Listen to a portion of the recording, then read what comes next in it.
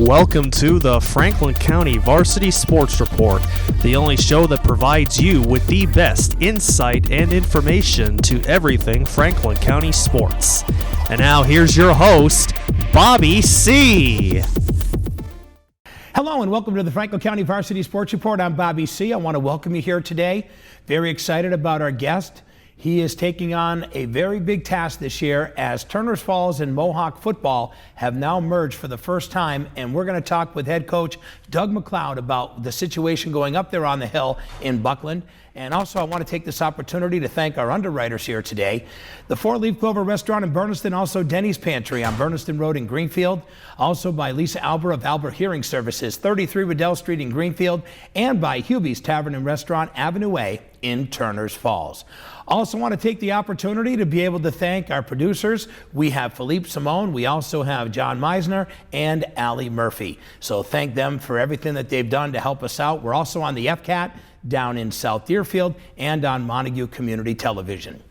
Well, without further ado, why don't we get to our guest here today, Doug. Doug, you and I go way back, my friend. A long time. I go back to your father. Yes, you go back to my dad. Touch you guys football. Yeah. Played a lot of touch football together, right. And we had a chance to do the same. And not only that, but we also had a chance to see each other on many other things besides that. Right. But the one thing that I have said about you is every town has that person that has been very dedicated to the sports program. And I will say, when it comes to Mohawk sports, Doug McCloud, your name comes up every time. Well, when I first got hired, I said I would be dedicated, and I don't miss practices. I don't miss games. I do everything that I can to be there for the kids.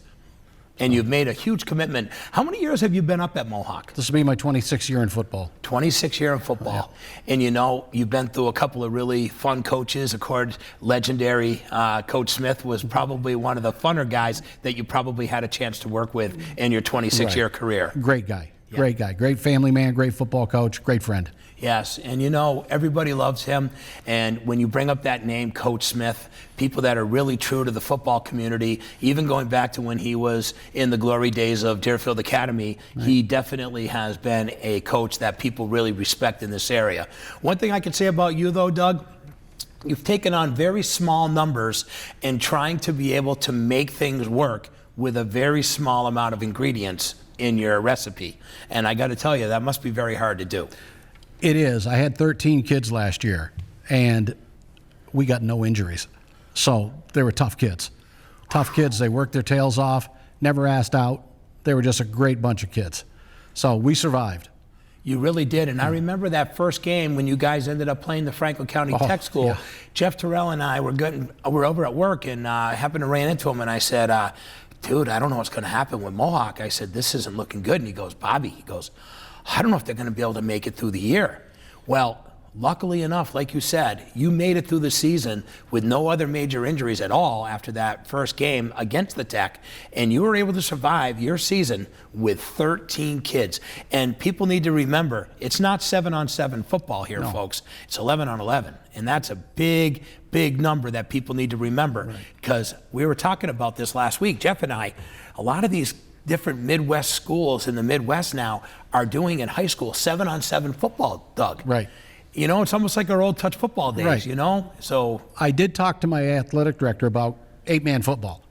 You did? Because our middle school did that last year. Okay. So it's a thought. Yeah. And it may work for a lot of schools.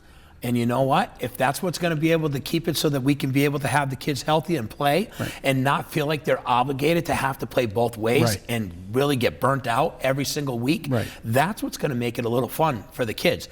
But I got a question for you. This is one of the hardest things for coaches. And I know that me, as a coach, I always would think that this would be a killer for me.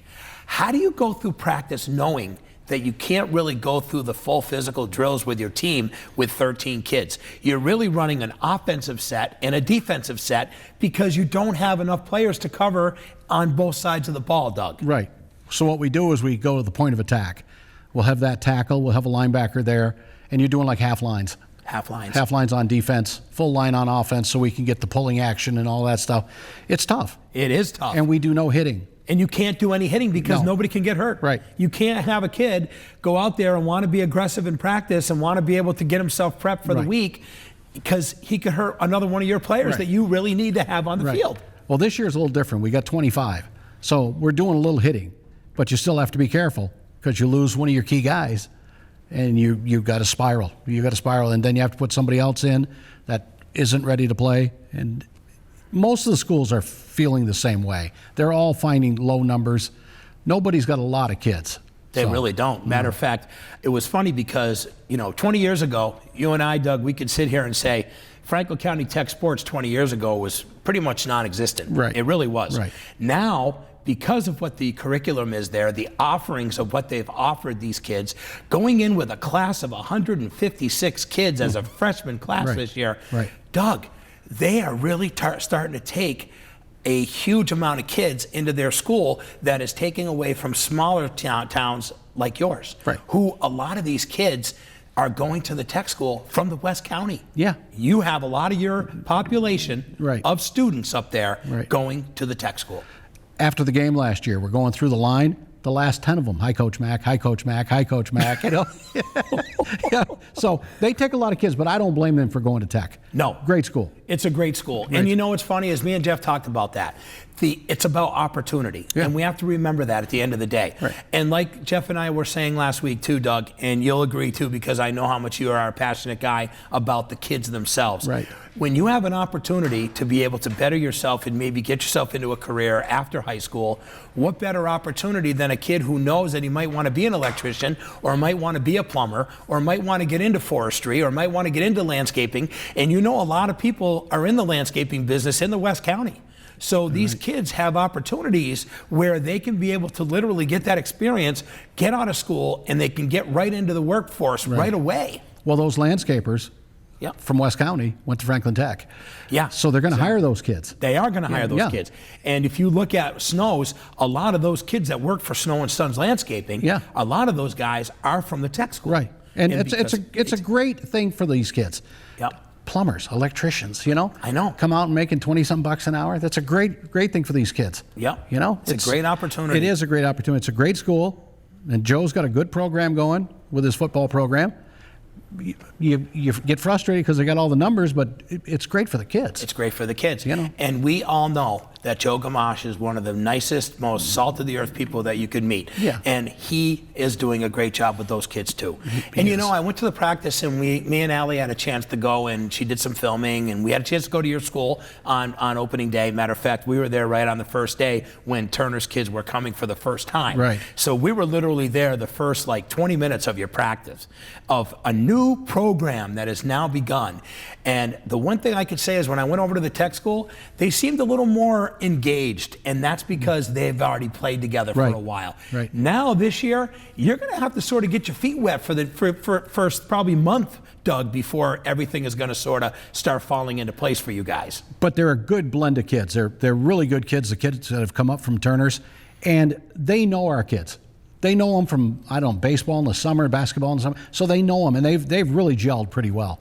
Because the last thing we say at every practice is family. It's true. They're buying in. That's wonderful. Everybody's buying in. And it's funny because I look at a kid like, I'm going to give you a perfect example, Jaden Whiting. Jaden Whiting is a Turner's Falls kid all the way. He's blue and white. His family's blue and white. His grandparents have lived in Turner's. His mother grew up in Turner's. They're blue and white. But then you got the Duclos family, and you say to yourself, wow, you got, Ryan Duclos. But Ryan's family has been like Greenfield and the Miners. All the Miners are all part of the Mohawk. So it's almost like a blend for that family. So for a guy like Ryan to come up into the West County and hear the name Duclos, people in the West County are like, oh, we know the Ducloses, because the Ducloses and the Miners are very well known in the West County. And now this kid's putting on a uniform to be able to represent Mohawk this year as a Turner's Falls player. He's a really good kid. I mean, I didn't know what to expect from him, but he's all yes sir, no sir, does everything I ask him to do. Anything the coach asks him to do, he does it. And he's a tough kid. He's very tough. He's a tough kid. those two kids right there, they're very passionate about football. Yeah. And, we were talking off set earlier about Levin Prondecki, and, there's a young kid that really has been playing ever since he was little. Right. And he did a nice job with the Bulldogs, and he had a chance to be able to go right into middle school. And he was, like the big fish in the small pond for a while. Now he's got to step up and go into a program, into a different town with different people. So he's one of those younger players who hasn't had the experience to be able to get 3 or 4 years of varsity under his belt like Ryan and Jaden have. Right. So he's going into a whole new setting. I'm just watching him. I watch him. I don't say much to him, but I watch him. He's set up pretty good. He's got good feet, knows what he's doing. We don't give him a lot of reps. He wants to be a quarterback. We don't give him a lot of reps at quarterback because we got 3 guys ahead of him. Right. But he's going to get his turn. I'm going to make sure he gets some reps, because a kid coming up from Turner's and he doesn't get to play, you lose him. That's right. And you never know what these kids are going to do unless you play them. Right. Another kid that I'm really anxious to see this year is Shaun Davenport. Got to tell you, he's tall. He can definitely see the field. He's got the vision. He's got receivers that he can be able to get to. Right. He's got a couple of good linemen this year that he's going to be able to add into the mix. Right. So I'm really thinking that this is going to be for a really good opportunity for you to be able to see what Shaun can be able to give you this year, Coach. Well, Shaun is another one. He's set up pretty well. He's got good feet. He's got a good arm. He was a little rushed last year. He was bailing out and running for his life. We're trying to stop him from doing that this year. If he can just stand there one more second, he's going to see the field and somebody's coming open. And he's going to find him. He'll find him. And he'll find him. He will find him. Because I really think this is a great year for him. Right. And the nice thing is he's only a junior this year. Right. So you got him for another year with you guys next year. Right. And this new group of kids from Turner's that are coming in that are younger, this is an opportunity for them to all start to be able to, like you said, build that family relationship and start to build that bond between the two programs. And I really don't think at this moment that Turner's is going to be able to probably resurrect their program with what I'm seeing with numbers just declining and declining, and knowing that it's going to take 20 to be able to make it work. Right. I just can't see 20 kids coming out for Turner's Falls to make this work. That's my opinion, but that doesn't mean I'm wrong. It doesn't mean I'm right.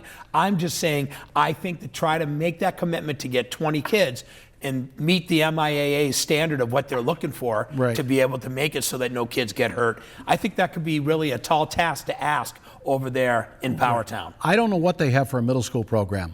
I haven't got that far yet. But if they don't have 15 or 20 kids coming out of the 8th grade next year, hopefully they're back with us again. Yes. We're in a 1-year co-op, so we don't know. Right. But maybe we can get it going earlier next year so that we can co-op again. But one year at a time. You know what I've noticed, though, Doug? A lot of schools are co-oping now. Right. Do you know that the Turner's Falls soccer program has been literally, the boys program has been with the tech school for the last 4 or 5 years now. Right. And it's working. Yeah. And you look at Coach Richardson, and Kurt Richardson now has enough kids so that he can be able to really get good practices in, have defending against defending, and being able to get a nice group of these kids going out there and being fresh all the time. Right. And that is a key that you really need right now. And with 25 kids, you have a good possibility to be able to give kids blows where you couldn't really do that last year. Every kid played every play last year except for 2 kids. And they played a lot, too. We try to get kids out, get them water. But this year we can get Shaun out. We can talk to him. Yep.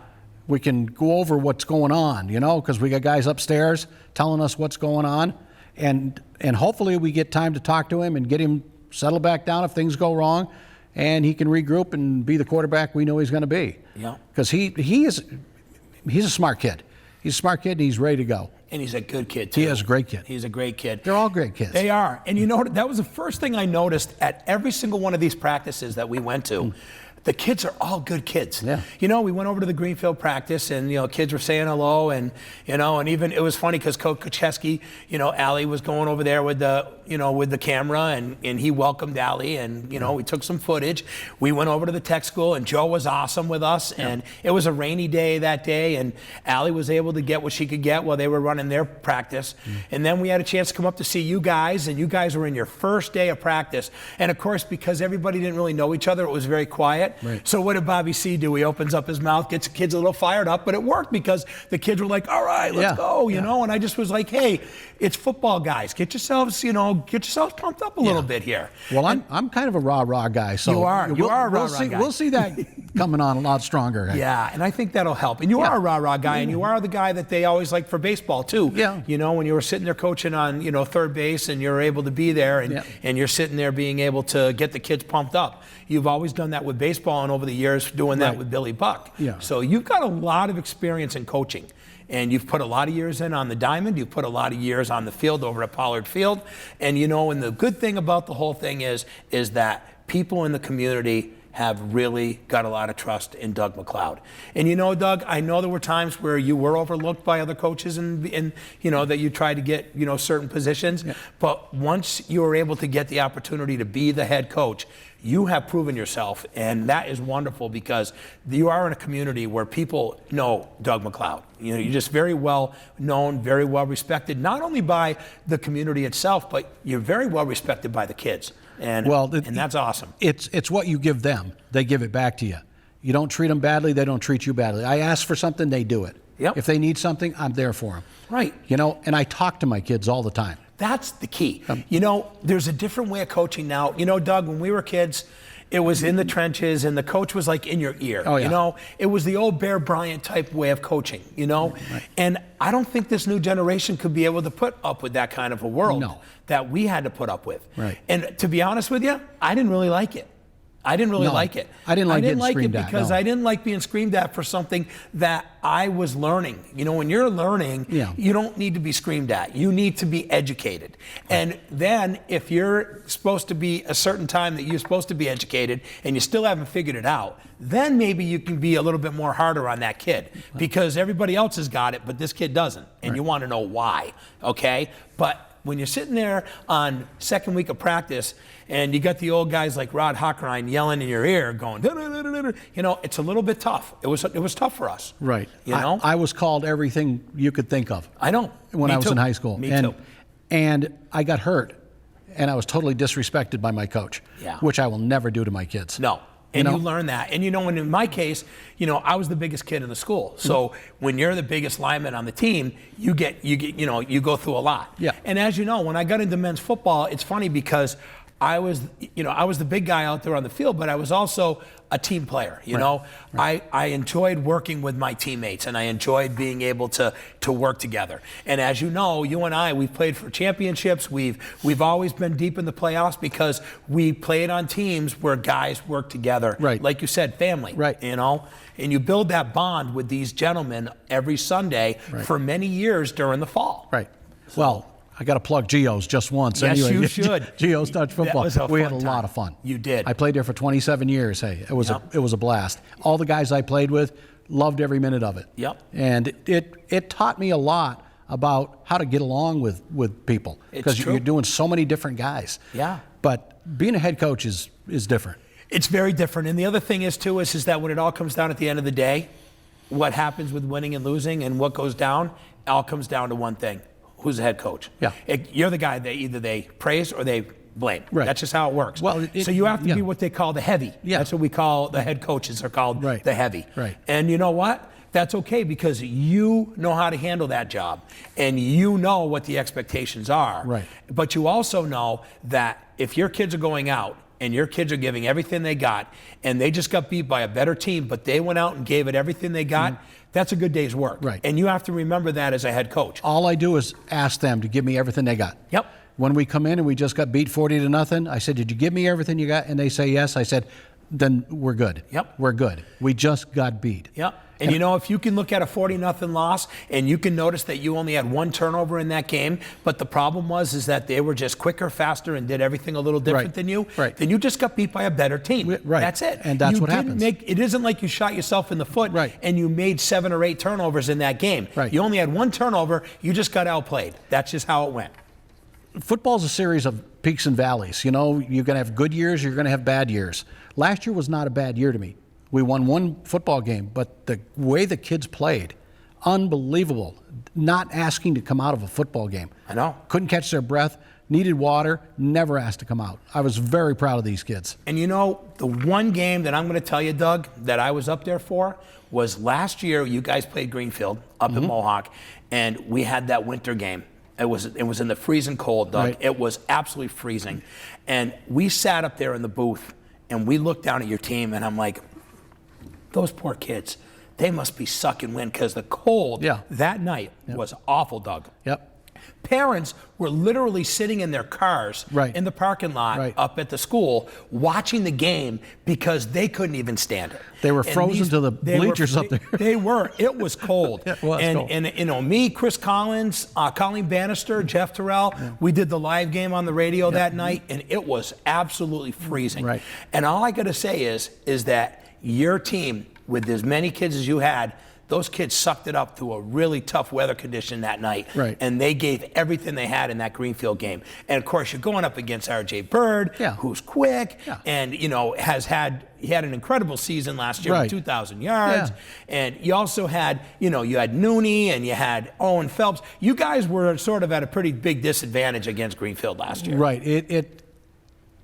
Personnel-wise, we didn't match up very well. No, you didn't, unfortunately. But my kids didn't quit. They didn't quit, and that was my point. They went out there, they played everything that they could give you on that floor. I mean, on the field. And at the end of the day, those poor kids were walking back into that dugout, and I know that they were beat, they were cold, they were tired, they were drained because of the way the game went. Right. It was a tough day for them that night. They were drained physically and mentally. Absolutely. But in the locker room, we come back to family. Yep. We're not yelling at them because they got beat. Absolutely not. We don't. You know what I tell them at halftime when we're behind by a lot? Don't worry about the scoreboard. Go out and try to do the things we ask you to do. Right. And we get better every week. Stepping stones. Every week we get better. It doesn't do any good to yell at them. It doesn't. And you know what's funny is what makes teams better is when you can start at a starting point and be able to look back at the end of the year and say, you know what? This is what we look like. Here's some film. This is what we look like in week 1. Right. Look at us in the final week, in week 8. Or week 9. Look what we've been able to do. Right. We've done this. Right. Okay. We unfortunately we're taking on Frontier Regional as our final game of the year, but look what we did in this Frontier game against a really good team. Yeah. We did this good, this good, this good, and this good. Right. But yes, we didn't do well on this, and this. Yeah. But there were positive things all the way through the year. Absolutely. And things we built on. Things I write down that I keep, who did what and how did we do it? Was it a team thing? Was it an individual thing? Mostly it's team stuff when you have 13 kids because they're all dying. They're all dying out there. But no quit, Bobby. They just don't quit. I know. And that's all I've ever asked from them. Yeah. Don't quit. And like you said, them kids, not only tough physically, but those kids were tough mentally to be able to go out there every single week and play football with 13 kids. Right. That is pretty special, Doug. And for you to be able to keep the mindset in those kids' heads that they can still do it was the reason why those kids went out there and stuck around throughout the season, because it could have been very easy for them to just quit. It could have been easy for them to just quit, and they didn't. Right. If I had quit on them, they would have quit. They would have been done. Yep. If I walked in the locker room, I went into an office and shut the door, they would have quit. Yep. But that's not what I do. Exactly. I go in and I sit with them. I make sure they're okay, no injuries, and I don't let them go home for a half an hour. I let everybody calm down and make sure everybody's okay, then we leave. So very nice. They're a good group of kids. Of course, they're good groups of kids all over all these football teams. Greenfield's kids, we scrimmage them, but great bunch of kids. I know. They told me that it was a fun little scrimmage that you guys great had. Bunch of kids. Yep. And it's funny because I'm looking back and I'm looking at the kids that are now playing football, and I'm seeing Jake Sack. Yeah. Jake Sack was a Turner's kid. Right. He's now quarterbacking for Greenfield this year. You look at Jaden Whiting. Yeah. Jaden Whiting is now going to be in a Mohawk uniform this year. Right. You look at a kid like, I use this as another kid of an example too, Lyons. Lyons went to Turner's too. He's one of the biggest linemen in all of Franklin County, and he's now wearing green and white. Yeah. But he grew up his whole life going to Turner's. So these kids are all making changes, and it's all because of this wonderful thing that they call school choice, which I'm not sure I'm a big fan of, Doug. School choice used to be for academics. It's now for sports. They'll never tell you that, but it's it's for sports. Because what happened with the state of Massachusetts was the MIAA said there is no such thing as recruiting. Recruiting is not allowed in the state of Massachusetts at any school. Right. The only schools that can get away with doing any kind of recruiting is if you get into a Catholic school and you are able to get there because they charge and you are getting in on a scholarship type deal to be able to play. Right. Like, I'll give an example, like St. Joe's out of the Berkshires, one of those types. You know what I mean? Yep. So now you can use the school choice card to be able to get your kid into a different school. Well, remember when Cathedral, was it Wise, Coach Wise? Yeah. He got everybody to go there. He did. He got all the good athletes. He had all the good athletes. Right. You know, and I'll bring up a guy, Derek Kellogg. Yeah. Derek Kellogg ended up being a guy who went to Cathedral High School. Right. He ended up being able to play, and he was playing at a high level against Travis Best. Right. He played against my brother Aaron Campbell, Yep. and other guys that were really good basketball players in the Valley. He had a chance to play for Cathedral High School. Right. And then, what did it do? It started getting his name out there. Right. And then he got recruited and played for UMass. And then, of course, he played under the Calipari years in the 90s. Right. And and that was a good program. It was a great program. But they wouldn't even have heard of him if he wasn't playing for Cathedral. That's right. You know? Because Coach Wise gave him that opportunity by getting him out there. And it was, but that was different. The school choice now, though, the kids just pick a school they want to go to, and they just go, and the schools sign off, and away they go. Yeah. You know, yeah, and so now what happens is it starts sort of taking away a lot of different elements. What element it takes away is it takes away a kid that you grew up with for your whole life, and all of a sudden they just decide they're going to go to a different school. Right. Sometimes what happens is you lose that friendship because when they're spending 3 or 4 years with a new group of kids in high school, are they really going back to those kids that I'm not saying that they all do, I'm just saying that it's easy for those kids to make new friends in high school when they go to a different school. Well, I think the kids that are school choicing out, you don't see them at our games anymore. They don't come. Some of them do, but not very many. Yeah. You know, if changed. they school choice to Frontier, they become Frontier. Yep. They just melt right in with them. That's okay. That's probably good for them. Yeah. But the school choice things, to me, has got out of hand as far as academics and sports. I couldn't agree more. You know. And I'm one of those people that I don't advocate for it. I just don't. I grew up in Greenfield. I went to school with Greenfield kids.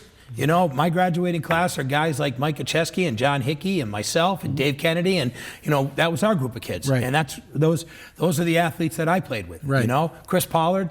You know, I mean, you know, those are the kids. Now, Chris Pollard could have easily been able to be a Mohawk guy. Right. But unfortunately, his father Bill decided that they were going to live in Greenfield. Right. And so they ended up living in my neighborhood over on Cypress Street in Greenfield, Right. and that's where he ended up, you know, being. Right. The good thing for him was he was such a good athlete.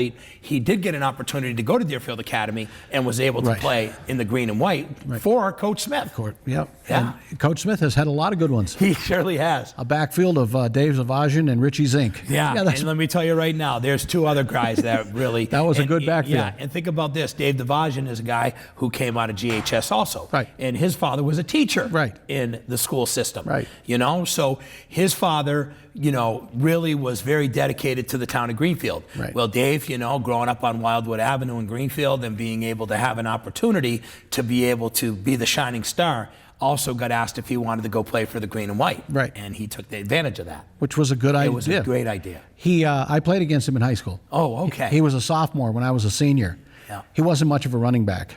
And then 2 years later, Yeah.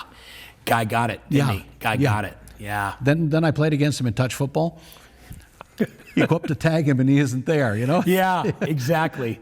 He's a really good guy. No, I've known Dave and his family for a lot of years, and Mr. D, his dad, we used to call him Mr. D. Yeah. You know, it's like I call Mr. Dobez over in Mohawk, Mr. D. Yeah. You know, but Mr. D, you know, he was a top shelf man, and you know, there's another guy that's in Mohawk, Mr. Dobez. I mean, there's a guy who's a sports booster. Oh yeah. Him and Karen, they have dedicated so much of their time to be able to root on your kids. Right. How many haircuts has he given given to Mohawk athletes over the years. Many, many, many dues. And their coaches. And the coaches, yeah. I go see him just for the entertainment. That's right. Yeah. He's an awesome guy. He's Hanging a out great in the guy. basement down there. That's a great family. It is a great family. Yeah, plus he's got a place down street now, down by Sessions. Yes, he does. So I think go it's there great. and see him. Yeah, he's just awesome. No. So, you look back at the West County and you see all the things that have happened. And let's go back a few years. I'm going to take a trip back with you for a minute. Let's go back to the years of 1979 with Gaffigan and or maybe it was 1980, I guess 80. it would be 80. Thank you. Yeah. And it was Gaffigan and Mike Gary and Pat Node and all that whole group of kids. Don't forget Wisman. And Wisman. Yeah. Unbelievable. Yeah. That was an unbelievable football program that you guys had in 1980. Oh, what about the Rancourt brothers, right? Oh, the Rancourt brothers, Stevie Hoare, Tommy Avery. Oh, my God. You guys were stacked, man. And it's funny. And you know what's funny? We all went to the YMCA, Doug. Yeah. We all played basketball at Kellogg Gym. Right. When Mark Eaton and Ricky ended up starting the program together to be able to start coaching all the kids. Yep. We did everything at Kellogg Gym and the YMCA in Greenfield. Right. And what they would do is they would say, listen, since we're always taking the trips all the way down to Greenfield all the time, why don't we get a bunch of kids from Greenfield and Turner's area? Why don't you guys come up to Cowell and we can be able to have some games up here? Right. So Pete Duffy, got together with Ricky and with Mark, and we started doing a bunch of tournaments, and we had a great time. And that was the days of Jimmy Merrigan, and remember the old guy, remember Doward Forbes, the big, huge, tall guy that, everybody thought he was going to be the next basketball player like Patrick Ewing, and he never really got that way. No. But we had great athletics in those days. Right. So let's go back to that era for just a moment and just say, what was the difference between that era and today? There was nothing much more to do up in the West County except for playing sports, right? There was nothing to do. Nothing to do. Right. Sports was it. No handheld devices, Not no phones, no tablets. And I really think that has a lot to do with it because they'd rather just go home and play their games. Yeah. But yet there's not as many kids. That's the other thing I wanted to tell you. There's not as many kids. Name me how many of those families had 4 or 5 kids in it. Or 6 or 7 or 8. Yeah. We got those days Jaguars and Goddells with 8 kids. The Gary kids. Look at the Gary family. Well, okay? I went to school with the Garys, and they went all the way down to 1982 with Michael. Right. There's just yes. Every era had a Gary in it. It's true. I mean, it was a great time. It was a great community. Yes. The community showed up to watch those kids. It's true. They don't show up. They don't anymore. I go to all these schools. If I don't have a game on a Friday night, I go find one. I go find a game, and nobody shows up. I know. And you know what I was telling this to my wife. I said, but we have to remember something, though. If you have 56 kids on the team and you got 9 family members, okay, there's 450 people that you got right there with 9 family members with 50 kids. Right. You got 13 kids, and you only got 6 family members. Right. Now you got 75 people going to your game, Dougie. If we're lucky. 75, 450. If we're lucky. Okay, if we're lucky. Okay. But I feel sad, though. I feel bad for the kids because I try to tell them when I played, the stands were full. There was a ring around the field. People don't believe that today. They don't realize that. Until I show them the yearbook, and there it is. I know. But communities have other things to do. They do. We thought Friday night football would bring them.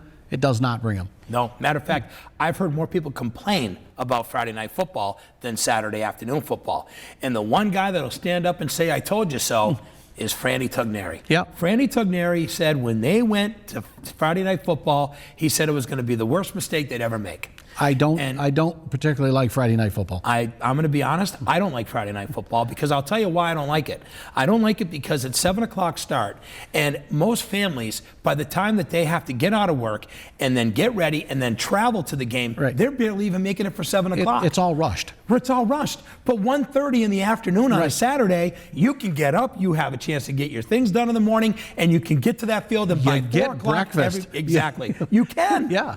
And by 4 o'clock, the games are over. So hopefully the first game is on a Saturday because of the Triple E. Okay. So we may be playing on Saturday. You might be playing the 21st? No, the 14th. 15th. The 14th, right. We haven't. I don't know if they've decided yet or not. If we don't get a frost, I think we're playing either earlier or playing on Saturday. Okay. Now, will that be will that be a 1:30 game or 1 o'clock kickoff? Well, I'm not sure. Okay. I'm not sure. But if they were going to go with a Saturday day game, would it be more of an early afternoon? Yeah. It would. Yeah. Yeah. Yeah. Like I've asked 1:30. That's Yeah. perfect. Yeah. And like the old days. Yeah. Yeah. I've asked for the whole season to be 1 and 1:30, but Well, I think a lot of people. I think more people would come out on a Saturday afternoon than they would on a Friday night. people are freezing up in the They stands. are freezing. Coach Smith was freezing on a sideline. Yeah. You know, It he makes it really he hard. did not like Friday night football. The He only- liked the atmosphere, Right. but I was never cold until the game was over. Even now, I'm not cold till the game's over, and then I'm going, whoa. Yeah, you know, exactly. It's extremely cold. And how about the guys that wear shorts at Turner's every year? All those guys wearing shorts and Turner's, and Joe Gamache is always in shorts. He's never going to change. I know, but it's funny because those guys, I don't know how they do it. Because when I was going to games, and I'm sitting there going, listen, I'm the short guy because I wear shorts all Yep, year round. yep. I don't know about tonight. And I got to tell you, the night that we went up for that cold game that we Yep. did with Greenfield Mohawk, Yep. I knew the weather was going to be 6 below zero that night. And I'm going to tell you right now, I ended up having long pants on, and I had a pair of fleece sweatpants underneath. Well, I have 'Cause it was freezing. sweatpants on underneath. Hey. Yeah.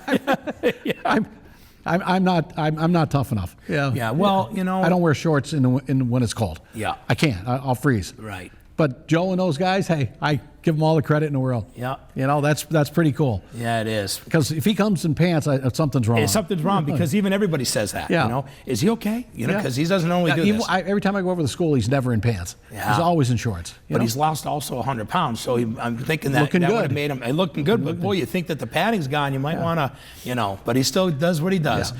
Here's the thing: you're now with Turner's Falls. You're waiting for the announcement. As we record this show here today, it'll be this Friday. Right. That will be the decision will be made on September 6th Right. on whether Turner's and Mohawk can be able to have a team. You have made it very clear to me, and we had a chance to talk about this earlier before we came on, that if they don't accept Turner's and Mohawk as a team, you're probably out too. Right. Both teams will be Both gone. teams will be gone. Because they've mandated that I have 20 kids. If I don't have 20, I don't have a program.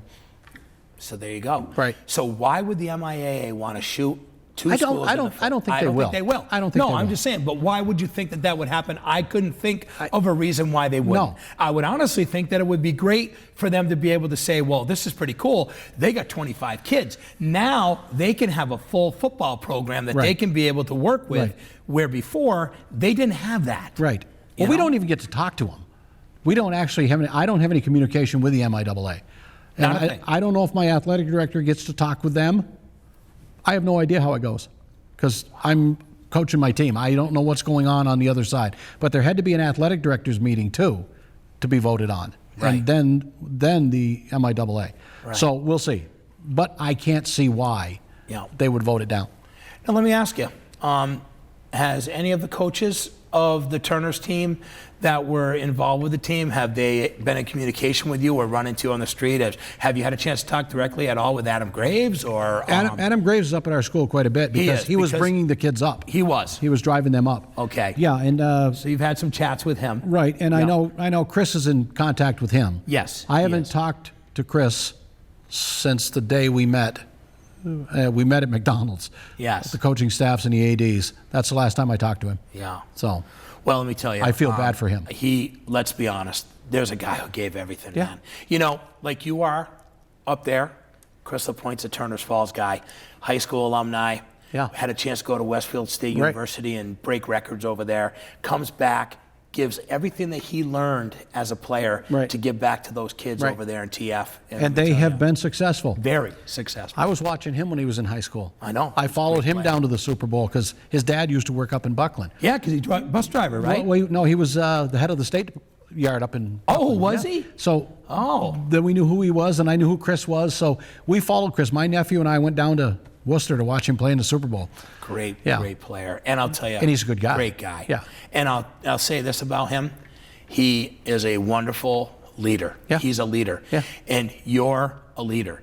And we need more leaders. I think that's what's going to make the kids want to continue to play sports is coaches now have to take the role of not trying to just be a coach, but take a leadership role. Right. Because if you don't take that leadership role with this group of kids today, Right. then I think it's going to be failure. I really do. So, They need guidance. And I always tell everybody, my job is to corral and make them come out the other end.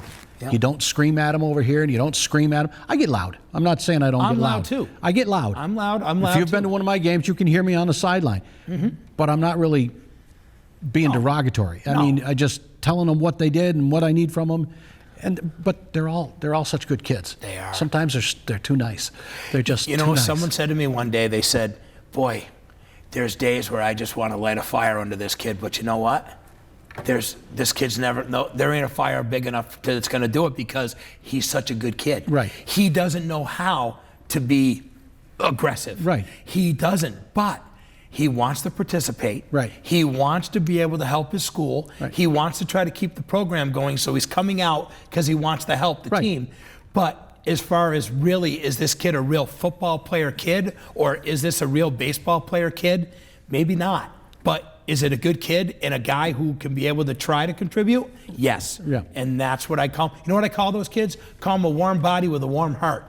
That's what I call them. I'll take kids like that any day. Me too. Yeah. And I'm the same way as you are. Because a warm body and a warm heart means they're teachable. Right. They're coachable, as we call it. And you watch them develop. All kids develop at different stages in their life. Yep. Freshman, you don't know what he's going to be.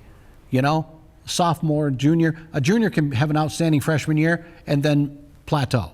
So they all develop differently. So you can't treat them all the same anymore. No, you can't. You know, everybody's different. Yeah.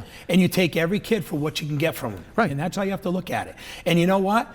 If you can get a kid that you know is coachable and you know that they're buying into what your Right. system is, Yeah. and they want to learn, guarantee you by the time they become a junior or a senior, they're going to be one of your better players on your Right. team because they've gotten to be able to work into your system. So they know that when coach calls for this play, Right. I know exactly what I got to do. Right. And they're Well, in the old days, you gave them 10 plays and they ran them. Yep. Now I change plays for who I have.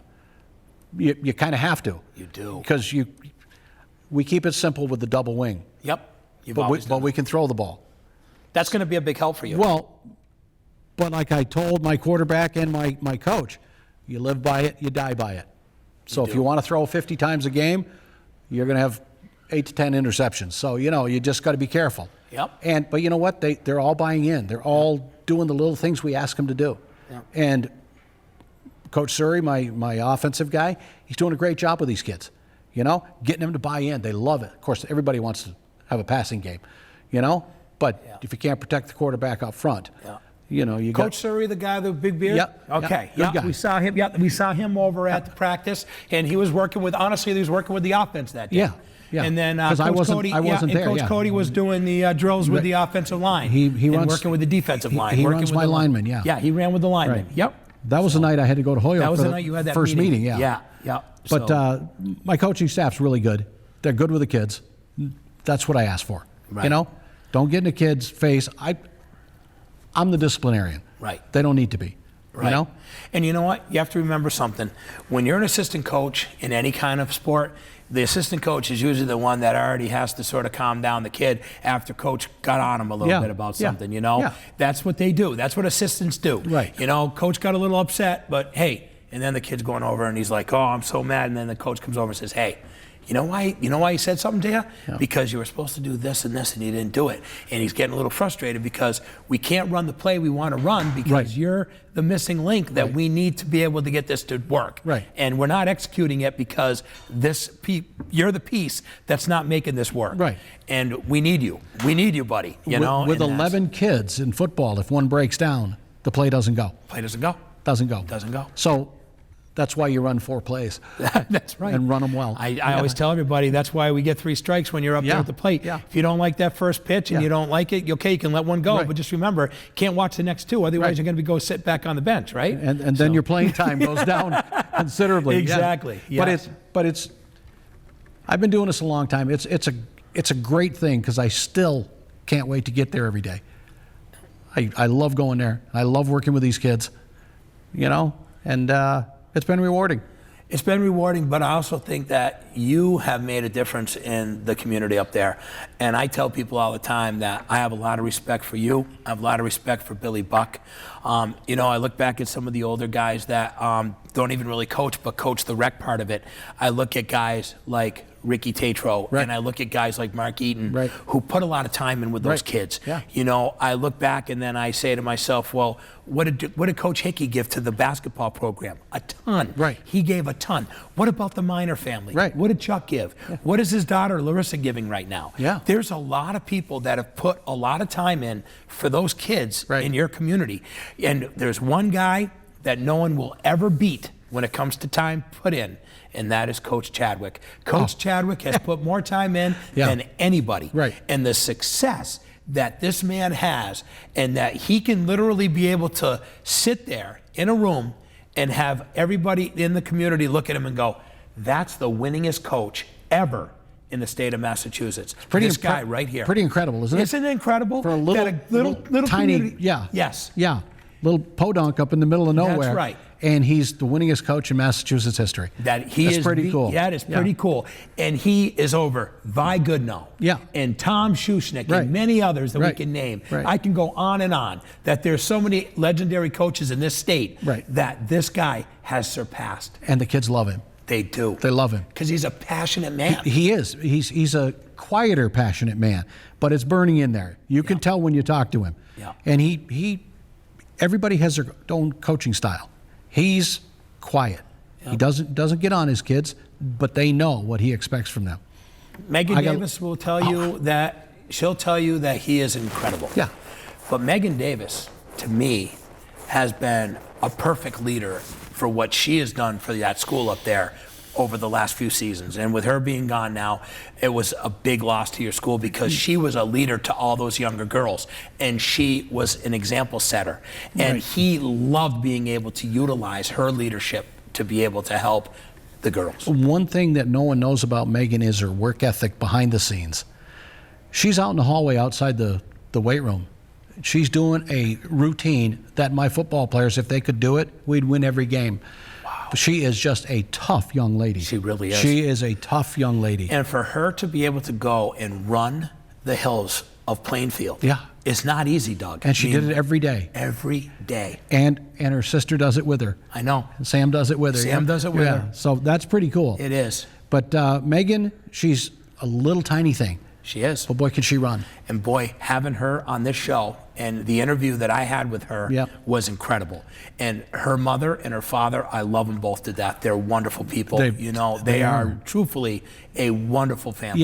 Yeah, they are. And Bruce and Heather are outstanding people. They are. And matter of fact, we got to see them this past weekend at the wedding that you and I were just at. The wedding, we did, yeah. So, but I thought he was over there fixing tires there for a while. you heard both. Yeah, that was sort of a bummer. Yeah. But the bottom line is, Doug, is that at the end of the day, we sit here and we say to ourselves, what's the biggest problem with athletics in this community? It's one word: numbers. Yeah. Our numbers are down, Doug, in every single sport. Every single sport. Well, you think about Hoosick Valley. They got 25 kids. That's never happened. Mount Greylock merged with Drury. I mean, McCann's only got 28 kids. We talked about that on Saturday. You were telling me about McCann Tech. And remember, McCann Tech had 50-something kids, and they were making 50 guys Super Bowl. out. Right. Yeah. That was in the last 3 years. It wasn't long ago. They were playing Turners. Right. You know? Yeah. I don't know what's going on, that they lost their numbers. I don't know. You know, it's really sad, Doug, that things have changed, but it's because of numbers, and families are not big anymore. Right. And I understand why. It's very expensive to be able to raise a family today. Now, you have 3 boys. I do. So you know that raising 3 boys wasn't easy. So when you're saying to yourself, well, how did those families back in the 80s have 7 kids? How did the Redeker family, the Redeker family ran an apple orchard. Well, you know what? Those kids were all busy because those families ran farms. Right. The Wiles family, you know, we can go on and on. The Hagers that are now running Hagers Market. Right. The Coleraine. I grew up with all those kids. I know. Yeah. We had 5 kids in my family. My dad was the only one working. Mom stayed home. Same with us. We had all the Campbell brothers. Yeah.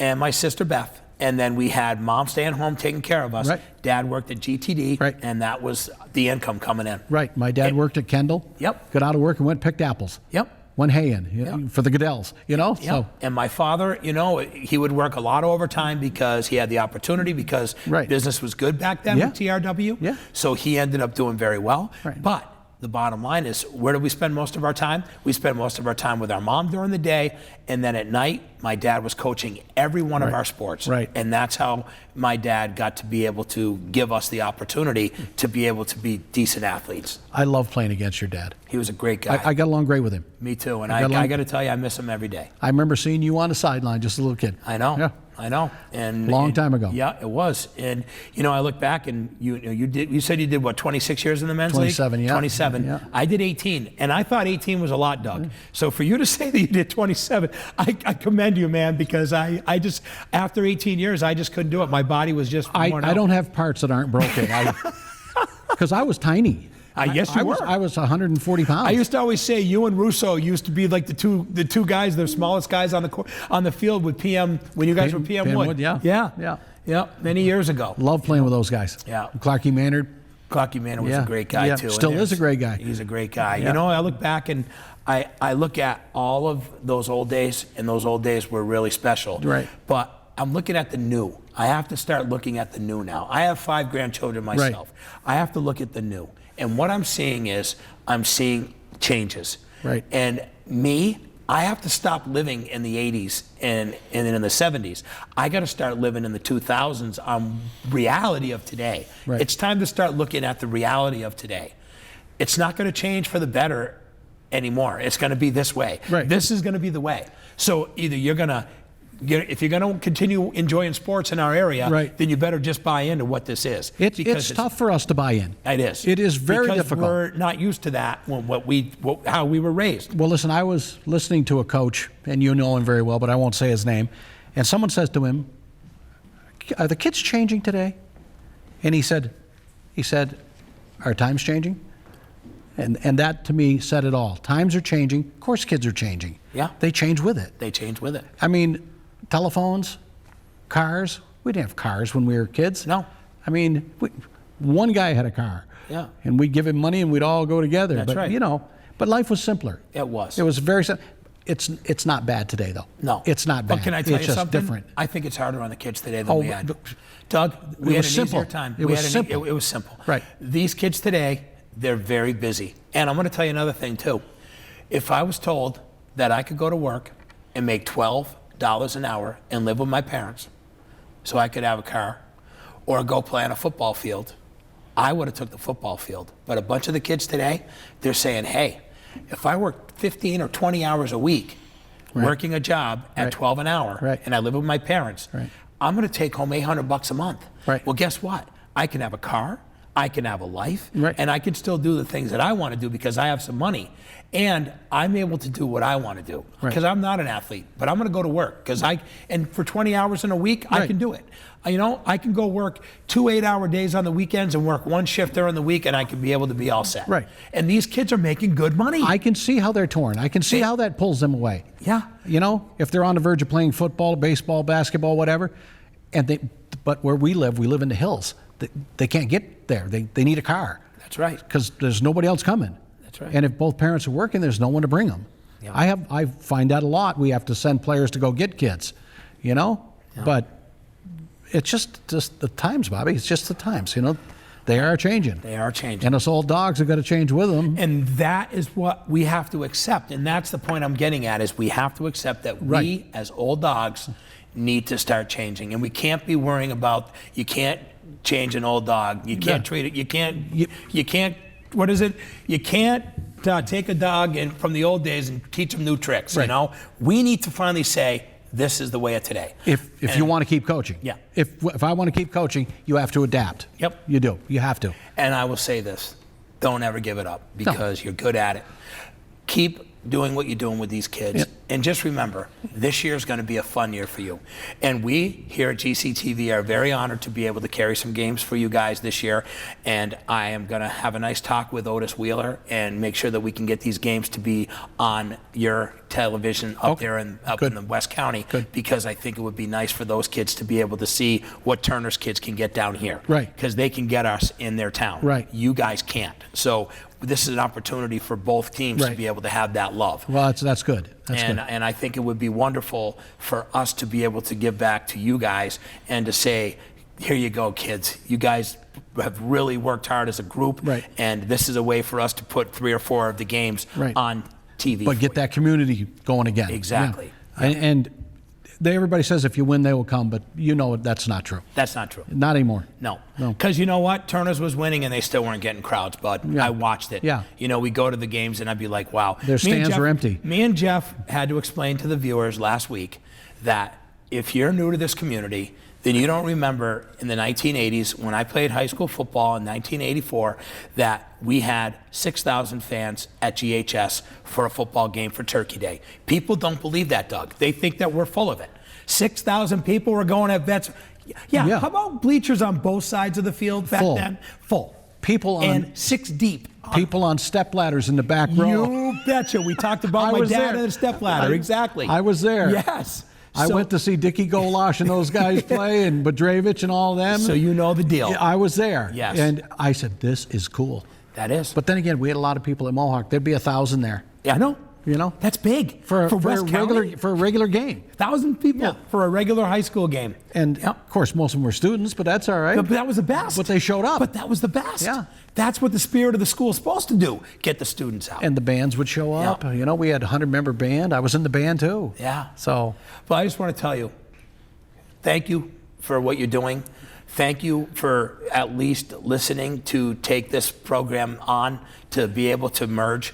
I think that you did a huge favor for those kids at Turner's, but I can tell you they're going to reward you back with giving you everything they got, Doug. And you've already seen it just in your first week and a half of practice. Well, they did me a favor too. Otherwise, my program is gone. So it's everybody working together. It's a family, and it's going to be a good year. It is. It's going to be a good year. And I just want to say that I wish nothing but the best of luck to the Mohawk Warriors.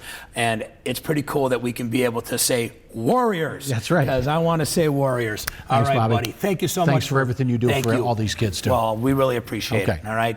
Doug McCloud, ladies and gentlemen, from Mohawk Trail Regional High School, head football coach, also the assistant baseball coach for Varsity as well. This guy's done a lot for this community, and I couldn't be more proud to have him as one of my friends. He's always been a great sports friend, but not only that, but a guy we could sit down and we could talk about just about anything. And today, it was all about the opportunity to have 2 schools to continue to play football. We'll get the full, complete answer of yes or no this Friday from the MIAA. All right, for Philippe Simone, John Meisner, Allie Murphy, I'm Bobby C. This is Doug McCloud. And I just want to say once again to our underwriters, the 4-Leaf Clover Restaurant in Berniston, also to the Denny's Pantry, Berniston Road in Greenfield, Hubie's Tavern and Restaurant, Avenue Way in Turners Falls, and Lisa Alber of Alber Hearing Services. We say thank you to them. They are the underwriters who make this happen each and every week.